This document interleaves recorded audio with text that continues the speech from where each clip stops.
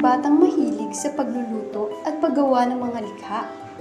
Lumaki siyang tumutulong sa kanyang ina sa kusina. Natuto ng mga tradisyonal na pagkain Pilipino at tumutulong din sa ama sa paggawa ng mga kasangkapan. Nang dumating ang oras na pumili ng kurso sa kolehiyo, pinili niya ang teknolohiya at pangkabuhayang edukasyon na may focus sa culinary arts at crafts. Inay, itay, alam ko na po ang aking tatahakin pag kolehiyo. Talaga ba anak? Kung gayon ay mabuti, ikay nakapagpasya na. Naway nasa puso mo talaga ang iyong pinili. Tama, dahil iyan na ang magiging propesyon mo balang araw. Ngunit, hindi naging madali ang kanyang paglalakbay. Sa unang taon niya sa kolehiyo, madalas siyang tuksuhin ng mga kaklase. Tinatawag siyang housewife at sinabihang wala siyang mararating. Iyan na nga lang ang course mo, hirap ka pa. Ano nga yun?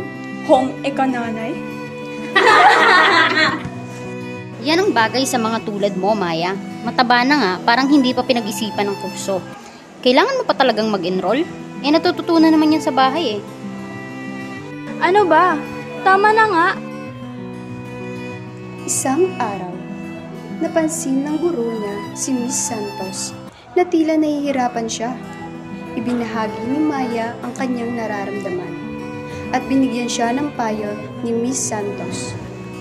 Maya, ang tagumpay ay hindi nakadepende sa iniisip ng iba, kundi sa iniisip mo tungkol sa sarili mo. Gamitin mo ang mga negatibong salita nila para patunayan ang iyong kakayahan. Pinakinggan ni Maya ang payo ng kanyang guro.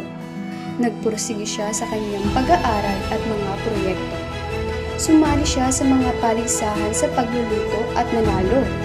At nagsimula ng maliit na online na negosyo ng mga likha. Dahil dito, lumago ang kumpiyansa ni Maya at napansin siya ng mga kaklase. Yung mga dating nabuburi, humihingi ng tulong sa kanya at masaya niyang tinutulungan sila. Uy, si Maya. Ang galing niya talaga.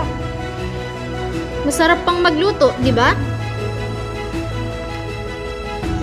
Masipag at madiskarte sa buhay, yan ang dapat tularan. Pagkatapos ng kolehiyo, nagtapos si Maya bilang top ng klase at natanggap bilang chef sa isang kilalang restaurant. Lumago rin ang kanyang negosyo na kalaunan ay naging isang matagumpay na brand. Ang kanyang kwento ay naging isang inspirasyon sa marami, lalo na sa mga kabataan at kababaihan, na huwag sumuko sa kanilang mga pangarap. Ang recipe for success ni Maya ay simple. Magpursige, huwag sumuko at maniwala sa sarili. Sabi nga niya sa mga estudyante sa kanyang pagbabalik sa eskwelahan, Gamitin ang bawat hamon bilang pagkakataong lumago.